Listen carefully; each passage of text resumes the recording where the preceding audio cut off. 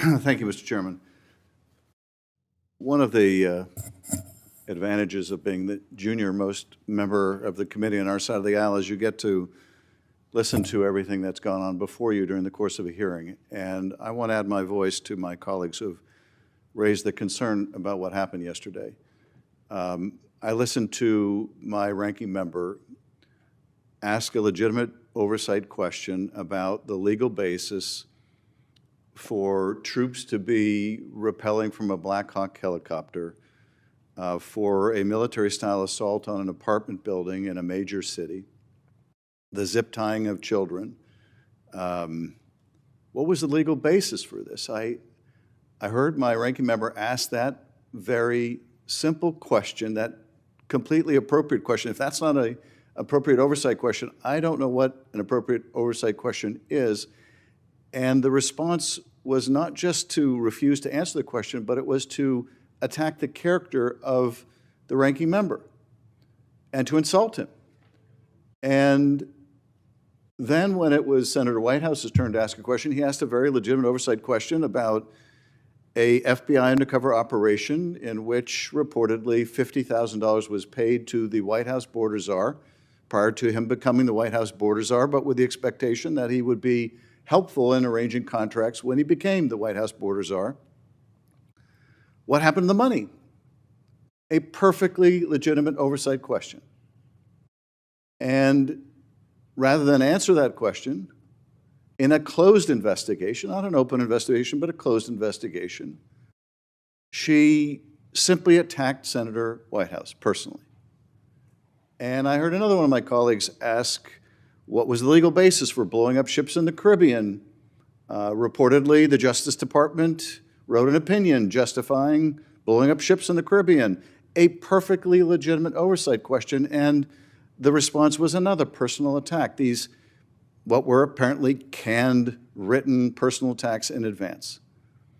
I won't even bother with the attacks on me. I've grown all too accustomed to them for the last 8 years.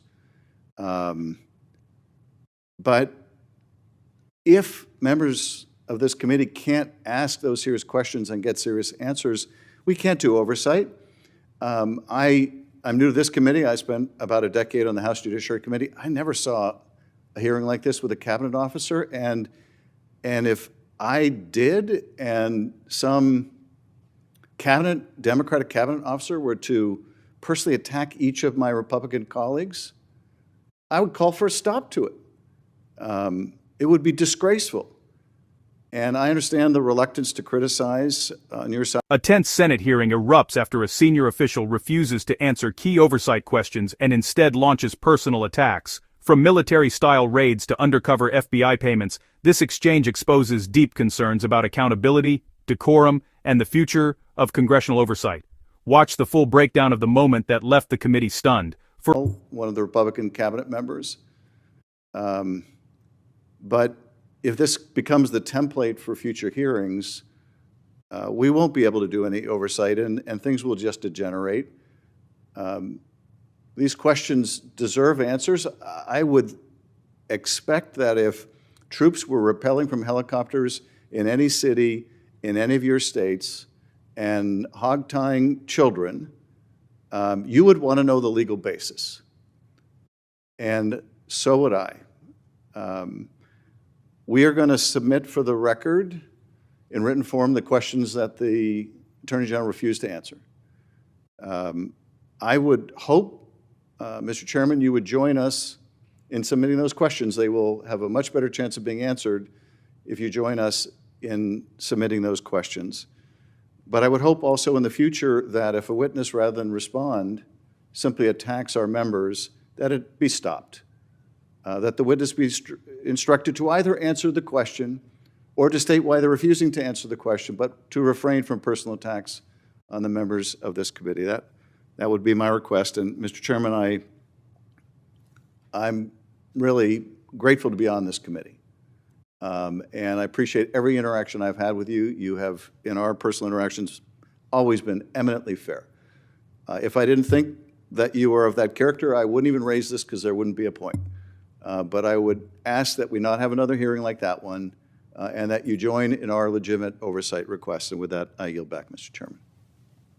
I thought that I set the decorum for a hearing, oversight hearing, when I said before we asked the director of the FBI any questions or any statements, that we should, both sides, treat each other with respect. And I even said to Patel, if you don't get a chance to answer your questions, I'll give you an opportunity after the senator's finished for a few minutes to respond whatever you didn't get a chance to say. And you know how that meeting turned out. And particularly from your side of the aisle, a lot of strong statements about the FBI director. Whether they were legitimate or not is beside the point. It didn't follow the decorum, and obviously the director of the FBI didn't follow the decorum. So I don't know what more I can do than plead with my people who are fellow senators to follow a certain decorum, and I assume it would be followed on the other side.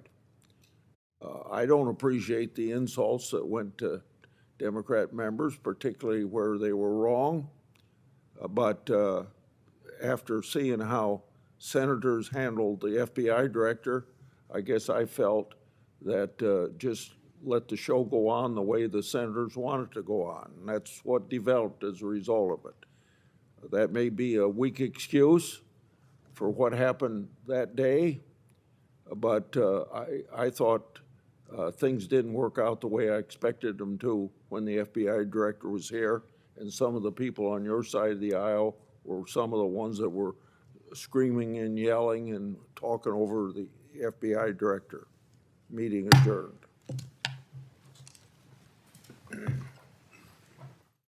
For a more profound political discourse, please like, comment, and subscribe for more further insights.